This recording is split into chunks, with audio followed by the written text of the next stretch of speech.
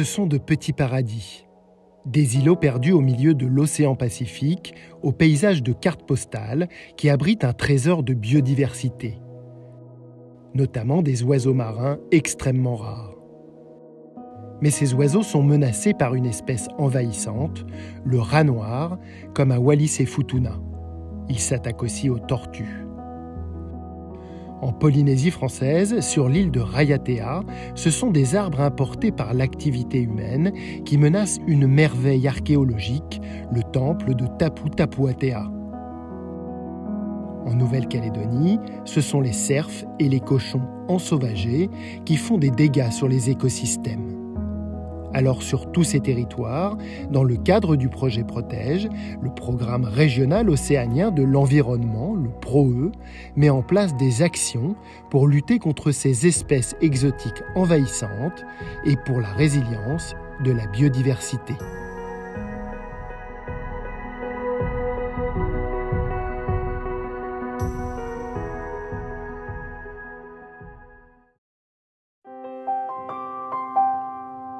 Octobre 2021, à Wallis et Futuna. Une équipe du service territorial de l'environnement débarque sur l'îlot Nuku'teatea, dans le nord du lagon de Wallis. Ils doivent y mener une opération de dératisation. Sur Nuku'teatea, on s'est rendu compte il y a plusieurs années qu'il y avait beaucoup de rats qui étaient présents. Et en fait, ces rats, ils font beaucoup de dégâts sur l'îlot parce qu'ils s'attaquent aux oiseaux marins. Et ils s'attaquent aussi aux tortues, aux jeunes tortues qui naissent. Et à la végétation, en fait, ils sont omnivores, ils mangent absolument tout ce qu'ils trouvent. Et donc la présence des rats sur l'îlot, ça fait que petit à petit l'îlot se meurt et que tout disparaît. Et donc c'est pour ça qu'aujourd'hui on fait cette opération.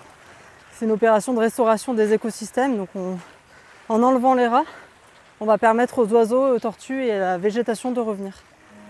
Des rats noirs importés sur de nombreux îlots de Wallis, généralement via des bateaux de plaisance ou des cargos. Aujourd'hui, c'est l'aboutissement de plus d'1 an de travail réalisé avec l'appui du projet Protège et de l'organisation Island Conservation, spécialisée dans la préservation de la biodiversité sur les îlots. Bonjour à tous. Donc pour aujourd'hui, comme disait Sefo, on va s'organiser un petit peu différemment. Donc on a amené tous les seaux au milieu de l'île. On va démarrer par la pointe là-bas. Après de nombreuses consultations pour obtenir l'assentiment des autorités coutumières et des villageois, mais aussi pour expliquer l'enjeu de cette action, l'îlot a été quadrillé pour que l'épandage soit efficace. Donc là, le ruban bleu qui est devant vous, ça matérialise un point d'épandage. Donc en fait, quand on a préparé les grilles, on a placé des points bleus tous les 25 mètres sur la totalité de l'îlot, uniquement sur les zones végétalisées, parce que vous voyez, il n'y en a pas au niveau de la plage, c'est uniquement sur les zones où il y a de la végétation. Et donc ces points, ils matérialisent une grille. Donc il faut s'imaginer une grille sur l'ensemble de l'île, avec des points bleus tous les 25 mètres. Donc 25 mètres devant, à droite, à gauche, etc. Chaque membre de l'équipe va suivre une ligne et à chaque ruban bleu, épandre le raticide.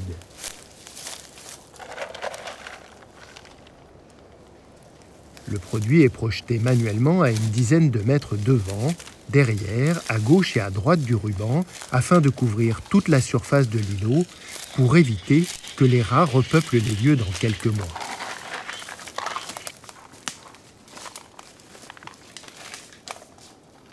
Donc là, nous utilisons des granulés d'anticoagulants, granulés qui sont faits pour les rats, donc pour les petits mammifères.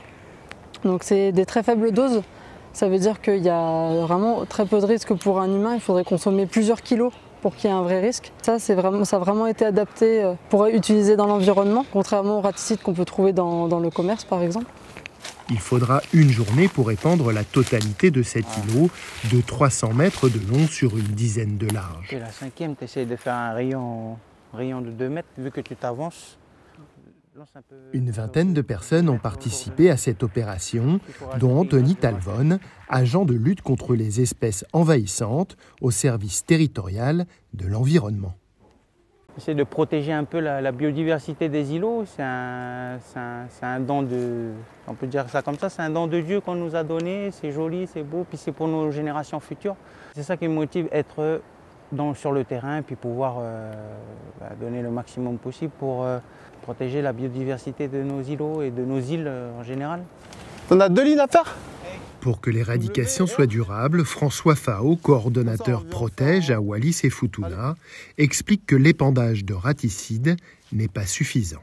La deuxième étape, ça va être de surveiller que déjà la population soit attentive à ne pas ramener des rats. Donc tous les plaisanciers, les familles, tous ceux qui viennent passer du temps à l'îlot. On va leur demander de bien vérifier dans leurs affaires quand ils chargent les bateaux, de ne pas réintroduire par accident le rat sur l'îlot. Ces mesures dites de biosécurité feront l'objet de plusieurs ateliers de prévention auprès des habitants de Wallis. En tout, ce sont une dizaine d'îlots du territoire qui sont concernés par ces opérations d'éradication.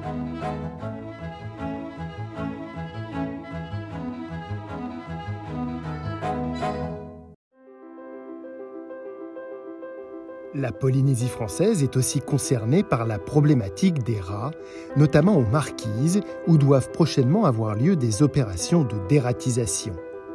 Mais plusieurs îles sont aussi menacées par des espèces végétales envahissantes. C'est le cas sur celle de Raiatea, à 1 heure de vol, à l'ouest de Tahiti, au cœur de l'archipel de la Société.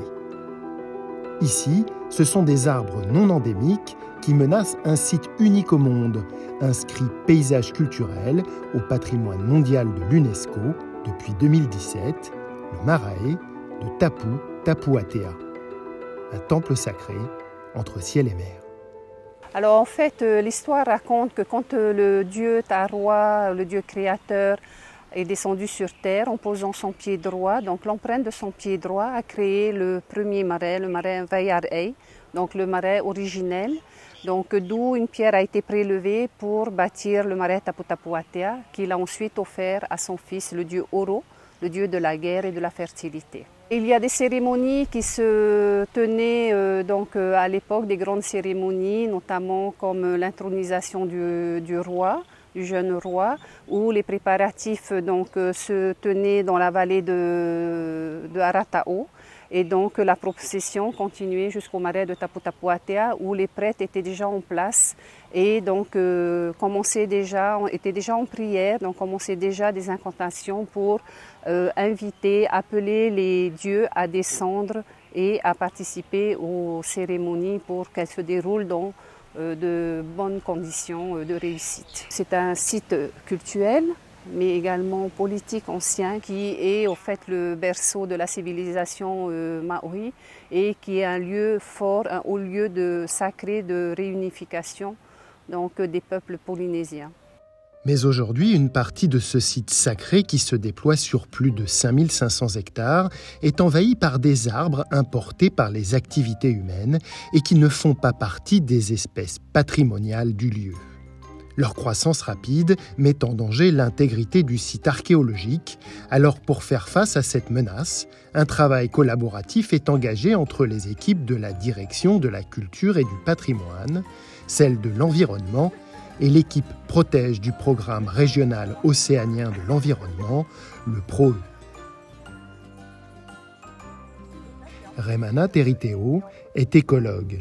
Il anime sur le site de Tapu Tapuatea la lutte contre les espèces envahissantes de cette action protège. Là déjà, on a déjà une première plante envahissante sur le site, un pistachier, un faux pistachier qui est largement disséminé par les oiseaux. Quand on regarde un peu plus haut, on voit déjà qu'on a 2, 3, 4, pour moi une dizaine de jeunes pousses. Et ça, en très peu de temps, ça va se proliférer, ça grandit rapidement. Et puis ça va prendre l'espace, ça va venir coloniser et puis mettre à mal toutes les autres espèces que l'on peut voir. D'autres espèces envahissantes, comme le Cecropia ou le Falcata, prolifèrent en dégradant le site et en menaçant la biodiversité. On a des Falcata encore gigantesques, ce qui va créer beaucoup d'ombre, qui empêche justement la croissance des autres plants. Son système racinaire n'est pas assez consistant pour maintenir les pentes, et ce qui fait qu'il va fragiliser le sol à un moment.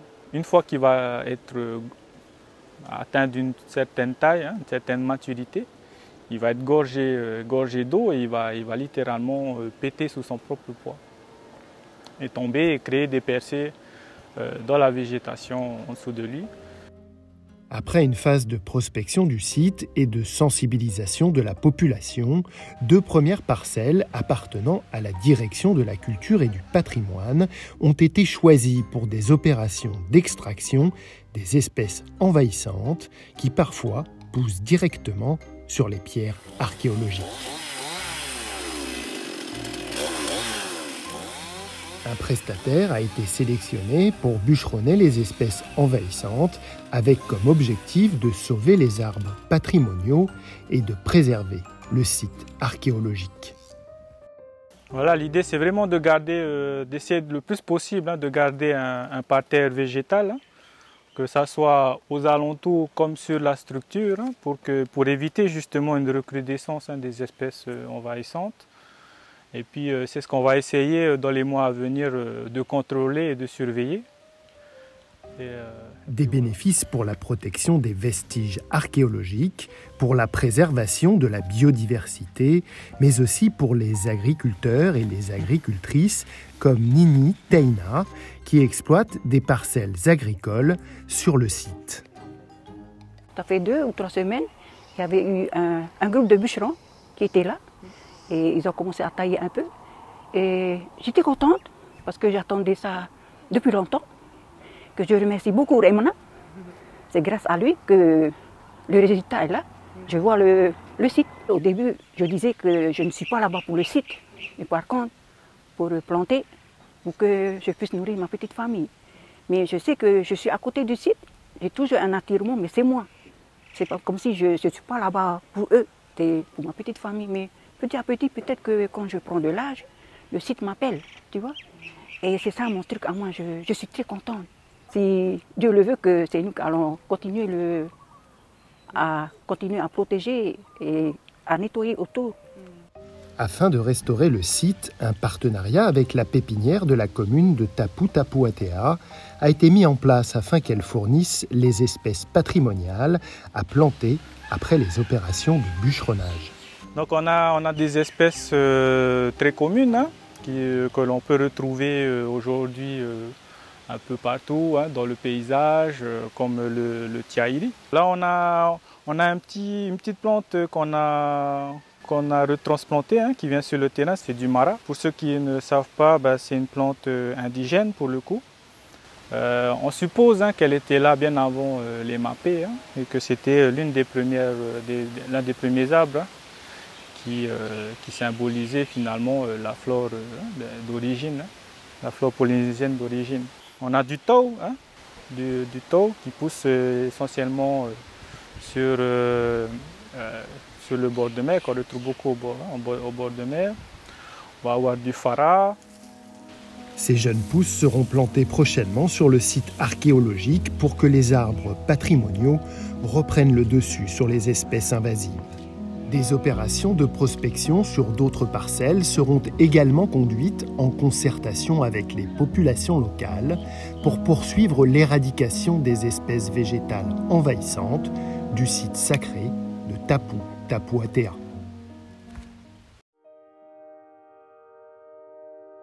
En Nouvelle-Calédonie, il existe plusieurs espèces exotiques envahissantes comme le cerf ou le cochon ensauvagé. Des animaux introduits au XIXe siècle qui créent d'importants dégâts sur la biodiversité. Ils vont consommer les plantes endémiques, notamment, empêchant en fait la régénération des forêts. Ils vont aussi gratter les arbres, donc créer beaucoup de dégâts dans les sous-bois, et par là perturber et favoriser l'érosion des sols, donc avec une diminution de la qualité et de la quantité de l'eau au niveau des bassins versants de manière générale. Par ailleurs, les cochons s'attaquent aux récoltes des agriculteurs. Pour les aider à lutter contre ce fléau, l'équipe Protège du Conservatoire d'espaces naturels de Nouvelle-Calédonie propose des formations pour fabriquer des pièges et donner des conseils pour capturer les cochons ensauvagés. Ce jour-là, la formation a lieu dans la tribu de Kergoua, dans le centre de la Nouvelle-Calédonie. Donc aujourd'hui, il y avait une première phase pour les personnes qui étaient présentes lors de la réunion d'information du projet Protège. C'était la phase 1, la phase de concertation. Donc cette phase-là, elle a eu lieu il y a 2-3 semaines de ça. Aujourd'hui, on est dans la phase 2. Donc c'est tout ce qui est régulation participative. Et aujourd'hui, on va faire la formation piégeage. Aujourd'hui, la chasse et les protections comme le grillage sont coûteuses et ne suffisent plus à stopper les cochons. Je le refais encore une fois. Carole Wema, technicienne en suivi environnemental, enseigne aux membres de la tribu un dispositif de piégeage peu onéreux avec une simple corde de 4 mètres, la technique du collet. Donc on va prendre la mesure au niveau de notre bras pour faire le premier nœud. Ensuite je vais prendre l'extrémité, le petit bout là, et je vais faire 3 tours en montant. Ok? Alors je fais 1, 2, 3. Et ensuite, je viens avec l'extrémité, le petit bout là, je l'insère dans la boucle et je redescends à l'intérieur des trois anneaux. Ça, c'est le nœud du pendu. On appelle ça le nœud du pendu. C'est un nœud coulissant. Et ensuite, vous venez resserrer le nœud coulissant sur la corde, comme ça. Et là, vous avez votre collet. Voilà, c'est le diamètre du collet corde. Comme ceci, à peu près. Avec ce système, à moins de 200 francs, pas besoin d'appât. Le collet est placé à 20 cm du sol, sur un lieu de passage identifié des cochons sauvages. L'animal est pris au piège dès qu'il passe la tête dans le collet.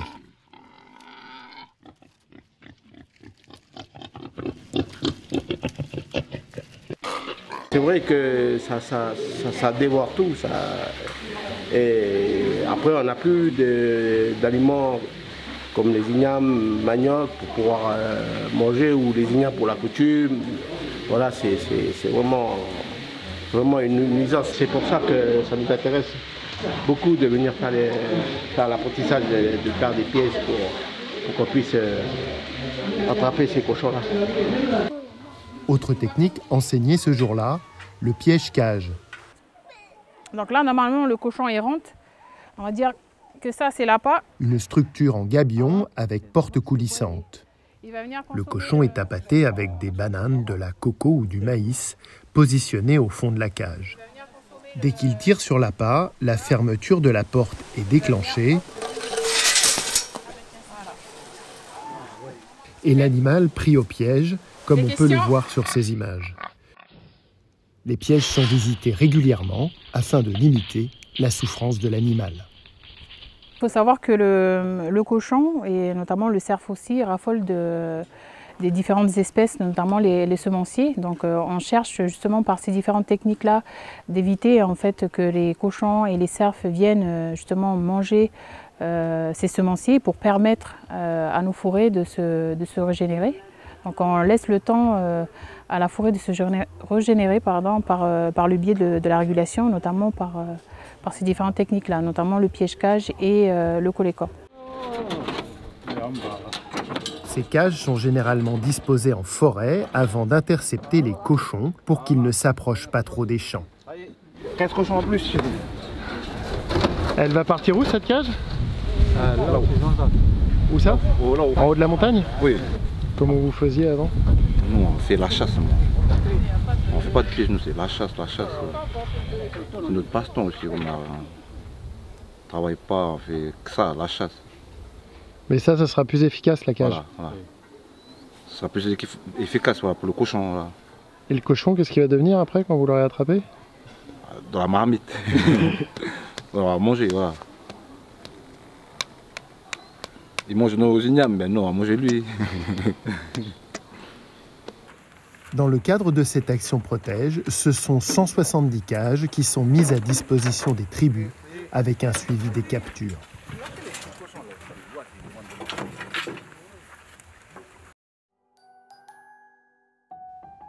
Comme avec le cochon, la Nouvelle-Calédonie souffre des dégâts causés par le cerf dans ses forêts. Afin de faciliter et évaluer les actions de lutte contre cette espèce envahissante, il faut disposer de plusieurs indicateurs relatifs à son habitat et ses populations, parmi lesquels l'indice d'abondance dans le jargon scientifique. Le projet Protège et l'Agence rurale financent une étude innovante mise en œuvre par le Conservatoire d'espaces naturels de Nouvelle-Calédonie sur la détection et le suivi de l'abondance du cerf. Un indice d'abondance obtenu par drone. C'est Romain Alliot qui est en charge de cette action. Biologiste, il s'est spécialisé dans l'observation des espèces animales par drone. Là, on va sur notre zone de campement pour la nuit, pour justement faire les tests de vol drone thermique. La phase de test a lieu dans le domaine de DEVA, afin de proposer un protocole de vol efficace pour mesurer l'indice d'abondance. Romain doit effectuer préalablement des dizaines d'heures de vol. Alors, on va faire mettre l'aire de décollage ici et on va mettre le campement à ce niveau, là, ce sera parfait. Là. Alors la zone qu'on va surveiller, c'est toute celle que vous avez, qu'on a devant nous là. Et du coup, on va essayer de cibler les habitats un peu différents. Donc on voit ici, on a une forêt en face très très dense. Et après, on voit que justement, on descend plus dans une plaine avec de la végétation assez éparse. Ça va nous permettre de calibrer justement à quel niveau les signatures thermiques peuvent être détectées ou pas. Des survols en drone réalisés la nuit. Vol de nuit, parce qu'on va détecter de nuit les cerfs par caméra thermique. Donc c'est pour avoir une meilleure signature thermique du cerf. C'est-à-dire qu'on aura un meilleur contraste entre l'environnement et la température du corps du cerf. Et donc il est censé mieux ressortir sur la caméra du drone. Sur ces images, l'intérêt de la caméra thermique est évident, même en plein jour. À droite, l'enregistrement avec la caméra classique du drone. Il est quasiment impossible de détecter les cerfs à l'œil nu, à moins de zoomer.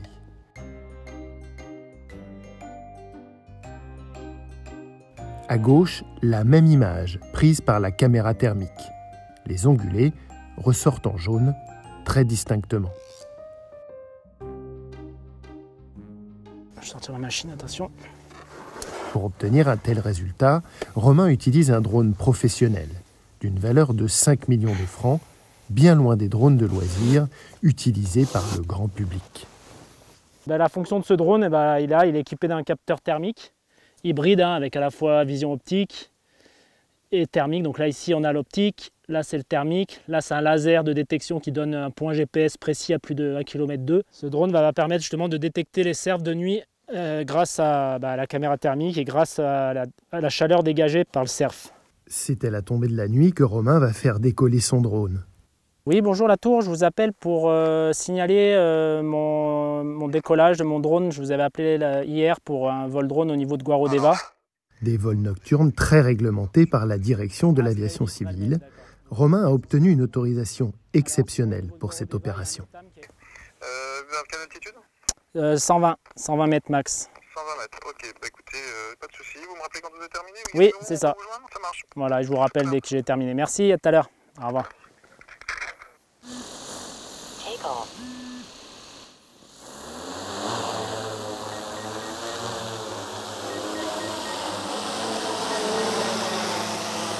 Les batteries du drone disposent d'une autonomie de vol d'environ 50 minutes. Romain va sillonner les crêtes et les vallées de la Deva sous le regard de sa caméra thermique jusqu'à 1 km de distance. À peine a-t-il décollé que les premiers spécimens apparaissent sur l'écran de contrôle. Ces petites taches blanches en mouvement. Au niveau de la croix, il y en a 5 là. 4, 5. Il y a une mère avec son petit, enfin on dirait deux mères avec chacune leur petit. Le drone est positionné à près de 70 mètres de hauteur pour ne pas effrayer les animaux. Là, je suis en train de chercher la meilleure hauteur et le meilleur angle de caméra pour avoir à la fois optimisé entre la résolution justement de l'individu par rapport à sa signature thermique et la surface couverte par le drone. Parce que plus on maximise la surface, mieux c'est. Plus on couvre une zone importante, plus ce sera rapide. Mais forcément, il faut être plus haut. Mais qui dit plus haut dit une précision moindre au niveau de la signature thermique. Romain va multiplier les prises de vue pendant plusieurs semaines afin de créer un algorithme capable de distinguer sans faille un cerf de tout autre animal tel qu'un cochon, une vache ou un cheval, le cerf possédant sa propre signature thermique. Une fois cet algorithme affiné et présenté au groupe technique Ongulé Envahissant Protège du Conservatoire d'espaces naturels, il pourra être utilisé pour évaluer l'efficacité des actions de chasse-régulation prévues dès la fin de cette année par le projet Protège.